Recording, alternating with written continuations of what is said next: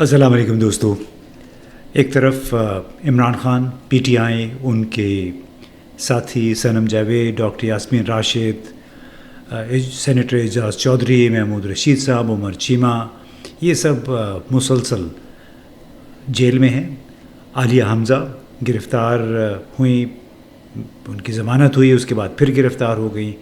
और इसके साथ साथ आपको मालूम है कि इमरान खान के ख़िलाफ़ 9 मई 2023 के वाक़यात से जुड़े हुए 12 मज़ीद मुकदमात कायम कर दिए गए हैं, और बल्कि 12 मज़ीद मुकदमात में गिरफ़्तारी डाल दी गई है। अब इसके साथ ही फैज़ाबाद में टीएलपी का धरना भी जारी है। धरना जनाब वो फ़लस्तीन यानी गाज़ा के मुसलमानों के साथ इज़हार यकजहती के तौर पे, लेकिन सड़कें वगैरह बंद हैं। इसी तरह पहले एक धरना 2017 में दिया था टीएलपी ने, और उस वक्त एतराज़ ये था कि इलेक्शन बिल 2017 में क्यों एक मखसूस एक डिक्लेरेशन था, एलानिया था, एक अंडरटेकिंग थी, उसमें तब्दीली कर दी गई थी। और उसके नतीजे में कई रोज़ तक धरना भी हुआ। फैज़ाबाद आमद रफ्त के लिए बंद रहा, और ज़ाहिद हामिद साहब उस वक्त के वज़ीर कानून, उन्होंने इस्तीफ़ा भी दे दिया था।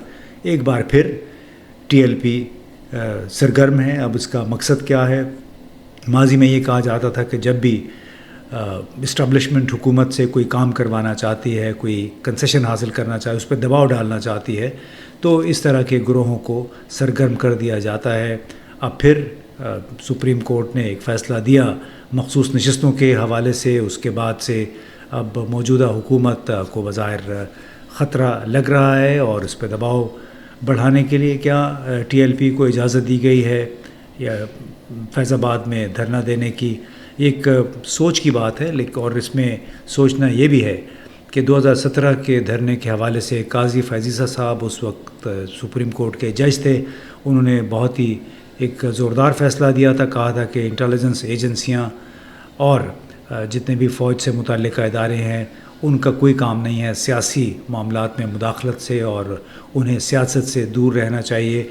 और ये कि जो निजी जत्थे हैं, जिस तरह टीएलपी है, तो इनके ख़िलाफ़ मुकम्मल कार्रवाई की जानी चाहिए कानून के मुताबिक, अगर ये मफाद आमा में रख न डालते हैं, आम लोगों के, पब्लिक के मफाद को नुकसान पहुँचाते हैं।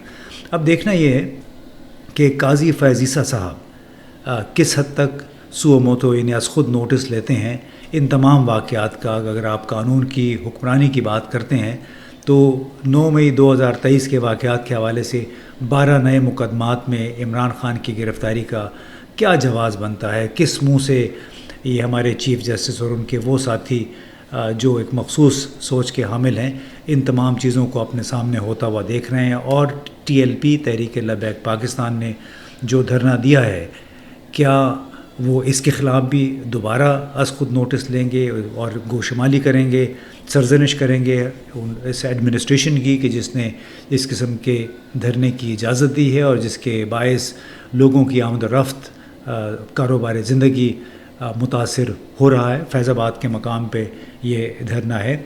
दूसरी तरफ आपने देखा कि डोनाल्ड ट्रंप पे हमला हुआ पेंसिल्वेनिया में, और उसके बाद से एक शदीद बहस छिड़ गई है कि इस हमले के नतीजे में डोनाल्ड ट्रंप की सियासी रेटिंग क्या होगी। अब ऐसा लग रहा है कि ख़ासे उनके इम्कानात बढ़ गए हैं जो बाइडन के मुकाबले में दोबारा सदर बनने के लिए।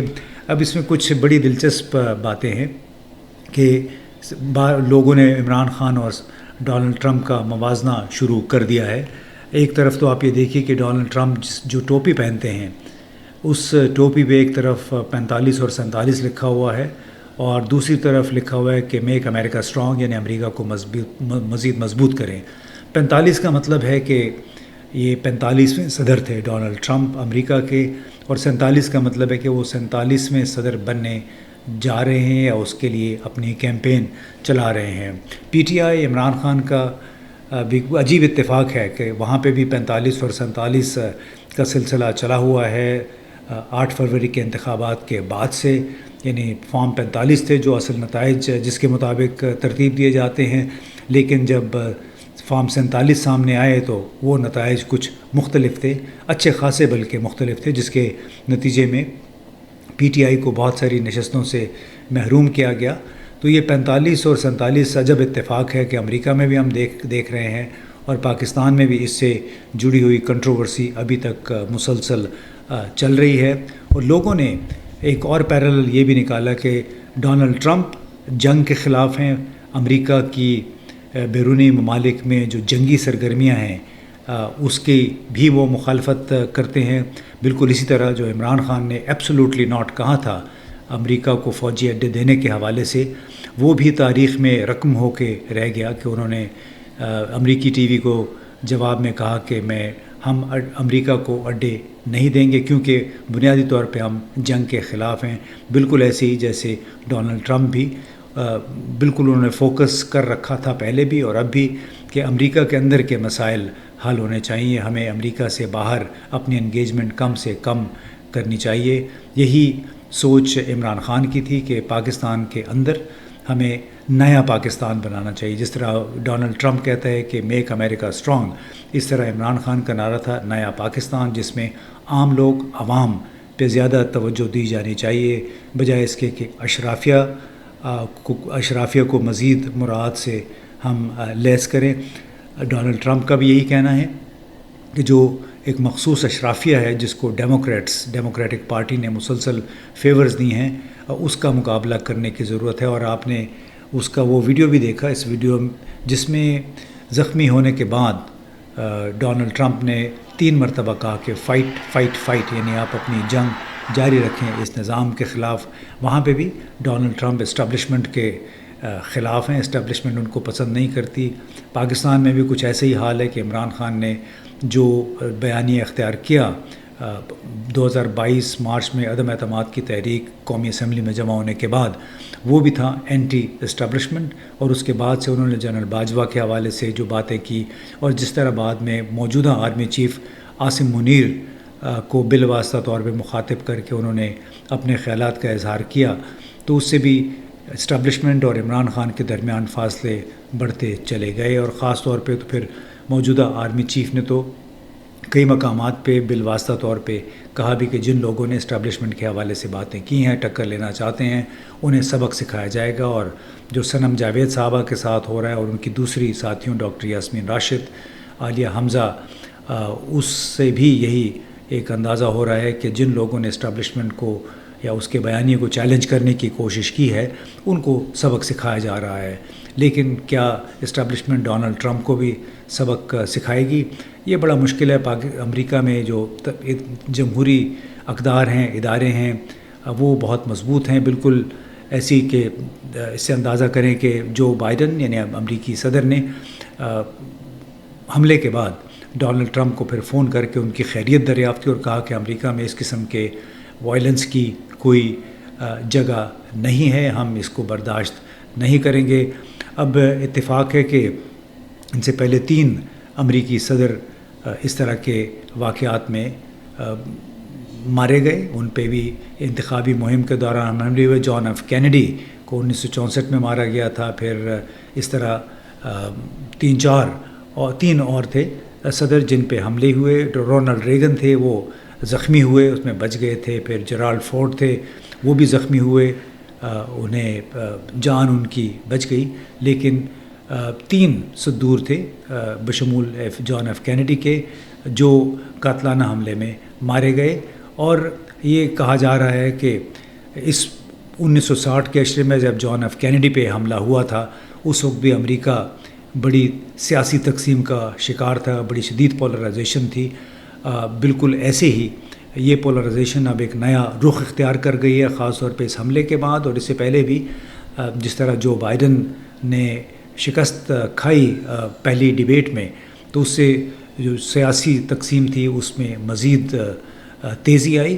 دیکھنا یہ ہے کہ امریکہ کے انتخابات یعنی نومبر میں ہونے ہیں، اس وقت تک ڈونلڈ ٹرمپ سروائیو کرتے ہیں یا نہیں، اور اس وقت تک ان کی ریٹنگ کیا بنتی ہے، اور اس سے پہلے کیا جو بائیڈن اس ریس میں موجود رہتے ہیں یا دستبردار ہوتے ہیں۔